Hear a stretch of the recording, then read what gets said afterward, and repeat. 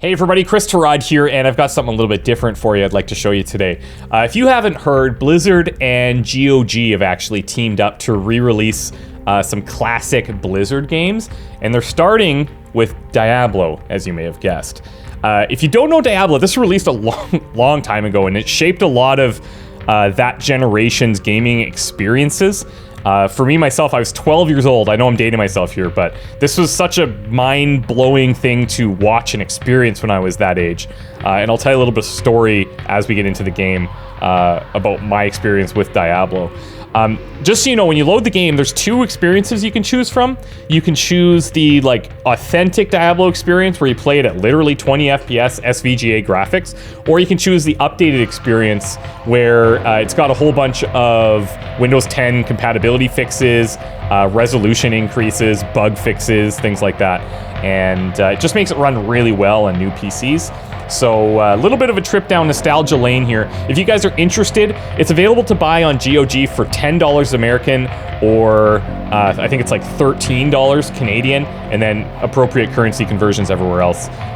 There's a link down below. It helps me, awhile.gg/Diablo, and that would be great if you're interested in checking it out. But let's go into Diablo for about 10 minutes, see what it's like, see if it still stands up to that amazing experience it was when I was 12 years old. I got a new hero here called Diablo, and we're a warrior, so let's rock and roll.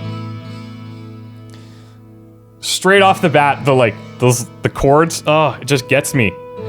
It immediately takes me back to when I was younger, and my experience with this game was, I'm like 12 years old. A friend of mine, his dad played PC games, and I didn't have a computer at the time. So I remember we would sit there and we would watch his dad play for hours, and he was just like going through dungeons, collecting all this cool loot and stuff, and we were like just glued to the screen. Probably shouldn't have been watching a game like this when we were that young, but you know, times were different back then. Remember Farnham the Drunk? Kind of fellow drinking peace? There's some pretty good voice acting in this game, actually. Farnham, he may or may not be one of them, but let's just listen. If I was you, and I ain't, but if I was, I'd sell all that stuff you got and get out of here. That boy out there, he's always got something good, but you gotta give him some gold, or he won't even show you what it's got. Everybody remembers Farnham. Come on now. All right, let's head into the town and let's see who else is around, and then we'll go into the dungeon and do some slashing. Now, one of the interesting things that I learned about Diablo recently, actually, was that you see this little fountain here? The quests are kind of randomly, I'm not going to say randomly generated, but sometimes the quest is available, sometimes it's not. This is yellow, and I think this means that the water supply has been tainted, but sometimes you'll come here when you start a new game, and that's not a thing, which is kind of an interesting thing for a game this old. Cain the Elder. Hello, my friend. Stay a while and listen. Oh, how could I not? Ogden has owned and run the Rising Sun Inn and Tavern for almost 4 years now. He purchased it just a few short months before everything here went to hell. He and his wife, Garda, do not have the money to leave, as they invested all they had in making a life for themselves here. He is a good man with a deep sense of responsibility. Sounds very good to me. Thank you, Cain. He also identifies items for us in the game. We'll get things that are unknown, and we have to check those out. I don't know if there's anything we can do with this water supply just yet. Hello, my friend. But eventually, stay a while and listen. These guys will tell us about it. So I don't know if we'll stick around that long. Pepin the Healer, he can heal us up for free. And we're not going to talk to everybody. Let's see who's up here. Here's Griswold the Blacksmith. Whoa, what can I do for you? So as you can tell, buying basic items, premium items, selling items, repairing items, this is our guy. And as a warrior, we end up interacting with him quite a bit. If you're looking for a good weapon, let me show this to you. Take your basic blunt weapon, such as a mace. Works like a charm against most of those undying horrors down there, and there's nothing better to shatter skinny little skeletons. I like that. Okay, we are gonna actually just go towards the dungeon. We're not gonna talk to everybody else here, because we could spend forever doing it. Obviously, this game has so many cool, So many cool characters, a lot of interesting quests, a lot of cool storylines, and if you're willing to put the time in and explore that, you'll get a lot out of it if you never played it before. Please, listen to me. The Archbishop Lazarus. He led us down here to find the lost prince. The bastard led us into a trap. Now everyone is dead, killed by a demon he called the Butcher. That's right. Avenge us! Find this butcher and slay him, so that our souls may finally rest. Now, really quick, I'm going to go back and talk to Kane. I think he'll give us information about the Butcher. If you're wondering how I'm moving around, you're clicking kind of non-stop to move in any direction that you want. Same thing for when we get into combat. You're just kind of clicking on guys to fight. Hello, my friend. So if we talk to him now, and listen. We have an entry for the Butcher. It seems that the Archbishop Lazarus goaded many of the townsmen into venturing into the labyrinth to find the king's missing son. He played upon their fears and whipped them into a frenzied mob. None of them were prepared for what lay within the cold earth. Lazarus abandoned them down there, left in the clutches of unspeakable horrors, to die. And that is where our story really begins. So let's head down into that dungeon, and we'll fight some guys, and we'll show you how that works. In terms of the things you see on the screen, interface-wise, you can click on these if you really want to, and it'll give you information. Listen to me. Just replays the audio from where you got the quest. We don't have a map for town yet. Inventory and spells can be opened over here, but you can also just use the hotkeys as it shows. So whatever you prefer. Okay, let's get into some fighting. This is just the music is like so much nostalgia. The sanctity of this place has been fouled. Yes. Yes, it has. Hello.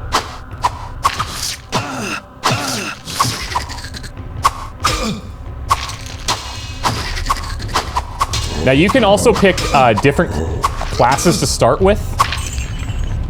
The warrior's, I think, by far the strongest for the early game. But there's a sorcerer and a rogue as well. Little mana potion there. One thing I do like is when you hover over the enemy type, it tells you the total number of kills that you have against that enemy. I don't recall that from the original game, but it was probably there, but when I was playing it was just not something I would ever notice. Because that's how I am, okay? Because I don't notice things. That's just how I always have been. Hello. A dagger.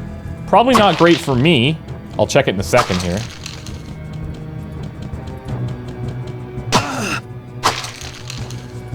Let's just clear out an area so we have some time to check our stuff.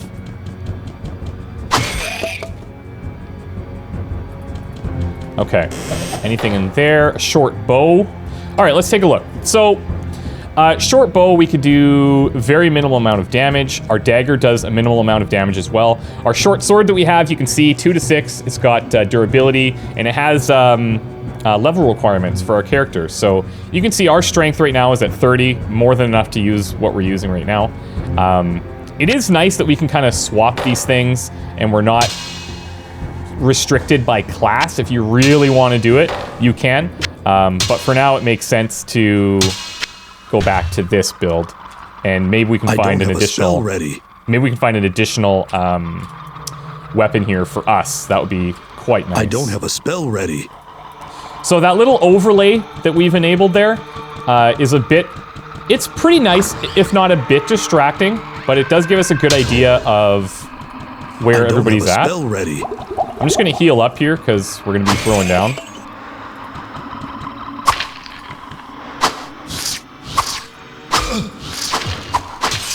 Come on now.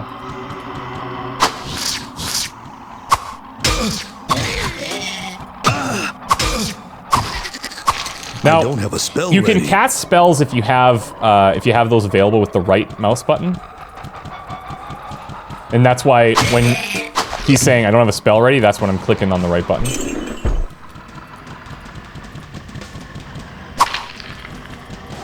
Okay, let's go. So it's tab to turn on and off the overlay there as well. Let's fully explore this area, see if we can find anything. Diablo at its core is like, you're just looking for loot non-stop, you know? And it's the best feeling when you find a new upgrade.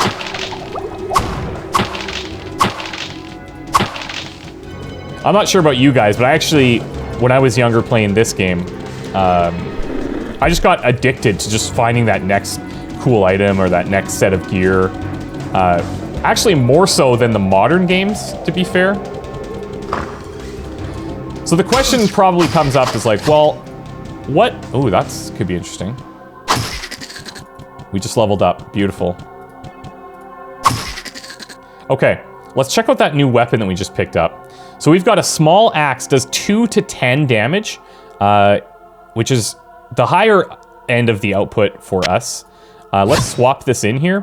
It does mean that we don't have the armor anymore, provided by the buckler, but I think that's okay. What do we want to do here? Let's go maybe a little bit of vitality since our strength is already so high. Let's just get our health up a little bit. Okay. Now we've got a new weapon, dual wielding. What I was saying though is like, so what kind of person is this game going to be for? Obviously, if you've played the original, it's a really good trip down memory lane. If you haven't, and you've only played the, you know, Diablo 2, Diablo 3, this is, besides just like watching somebody play it, this really gives you a sense of like what games were like way back in the day. They were kind of different, as you can tell. But that core, like, Diablo cycle is still there. Come on.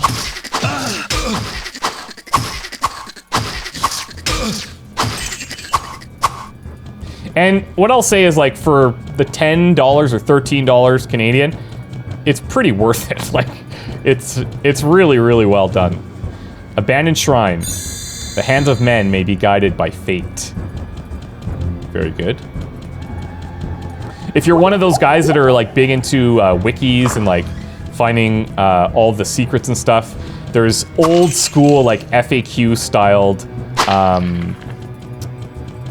guides that you could follow for this game if you really want to get the most out of it. And they're written like, and this is one of my gaming memories from when I was younger, both Diablo and I think the original Warcraft was reading like these heavily text-based guides with ASCII art to identify maps and all this stuff. It was really, really cool. But those still exist, obviously, and because this game hasn't been changed from the original, those are still applicable as well. Oh, we dropped something else there.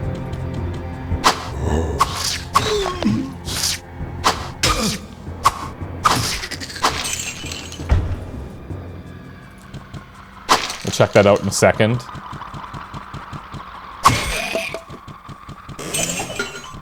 I do wish, and maybe there is something like this in the game, but I haven't been able to see it. I wish there was a way to easily identify things that are on the ground. Because sometimes, just with obviously the nature of the graphics, it can be a little bit hard to see items that drop, so you really got to pay attention at the point of impact. Okay, so what else do we drop? A whole bunch of daggers, but we do have a cap now that we can wear. So let's do that, get a little bit of extra armor. Otherwise, nothing else. Let's keep going for a couple more minutes. We'll see if we can find another exit to potentially go deeper down into this dungeon.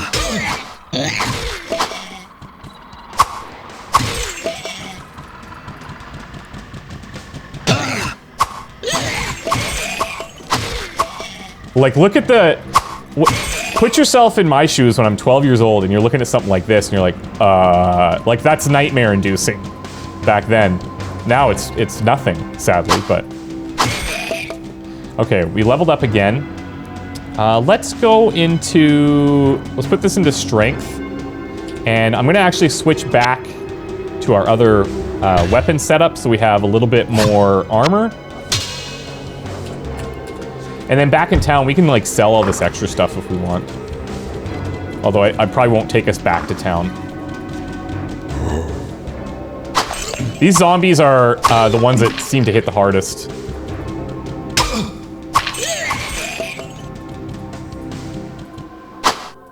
Come on.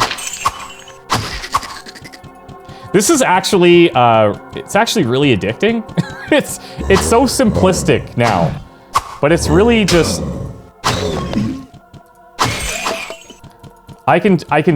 it just gets me right back into where I was when I was younger, and I can feel that same feeling of just one more room, or I'm gonna check out, I want one more weapon, or what's the next thing I could possibly find.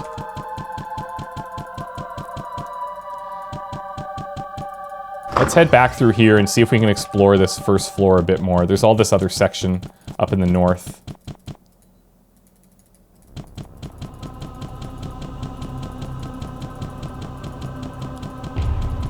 Here we go.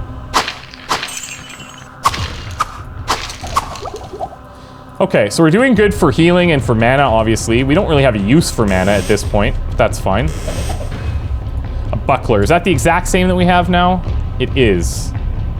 But it's got a higher upper limit of durability. Actually, no, it's not. This only has a 1 armor as well. Okay. So we're actually better off with the one that we have. We're gonna have to go down and around.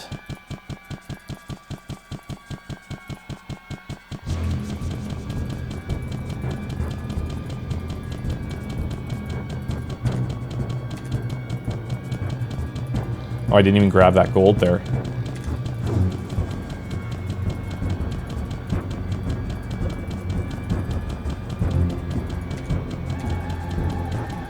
Okay, we'll head this way.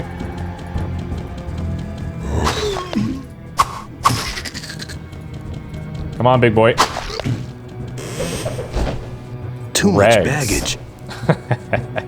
Okay. I don't know if we have to reorganize stuff. I think we maybe do. Yep. Okay, cool. I like that. So we have some additional armor that we can wear. It is just rags, but hey, it's better than nothing. We'll take it.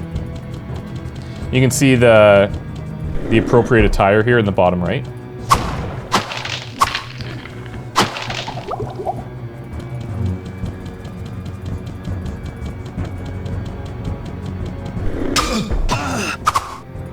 That dude's coming in hot.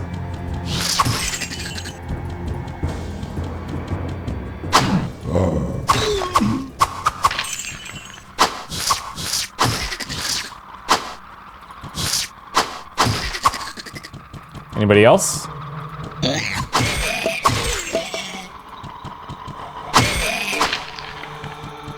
Yeah, as the warrior, we're basically on easy mode. But if you're playing as the sorcerer, it's way more challenging because A, you don't start with healing, and you don't have like any armor.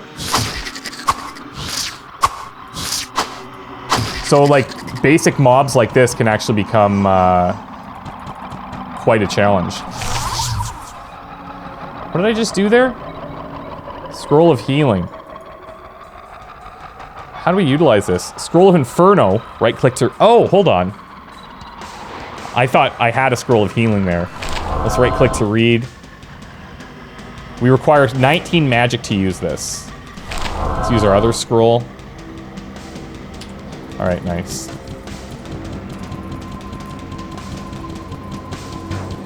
Okay, so it seems like the only other area is in the south. Let's head down there. I said I was only going to show you like 10 minutes, but you can already, like, I'm just like, okay, I'm just going to check one more room, no big deal. See what else we can find. Such is life.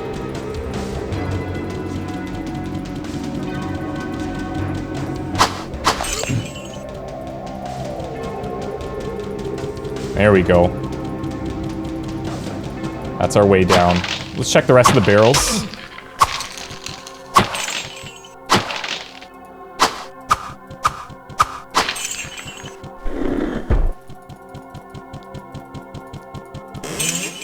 Come on, give me something cool. I mean, money's cool too. More rags. See, like, stuff like this, we could probably ditch it, but... Okay, we're on the second level. I'll tell you what, I am gonna stop here because I'll just keep going. But, I hope this gives you guys an idea of how it runs, how it performs. We might actually just die here. Devilkin. A little bit stronger. I hope this gives you an idea of what it runs like, how it performs on new PCs. It does run really, really well, unsurprisingly. And I'm interested to see what other things they start re-releasing with Blizzard. It's such a cool partnership. I've been working with GOG for a really long time. They've been super supportive of my channel, and I have nothing but great things to say about them. So if you guys are interested, as I said, there's a link down below to get the game. I just thought I would show you something a little bit different, something outside the norm for what I would normally do, and just introduce you guys to maybe a game you've never seen before, because you're probably pretty young, a lot of you, and you've never seen the original Diablo. So here it is in all of its glory. Go check it out for yourself. Thanks guys so much for watching. We'll see you soon. Bye.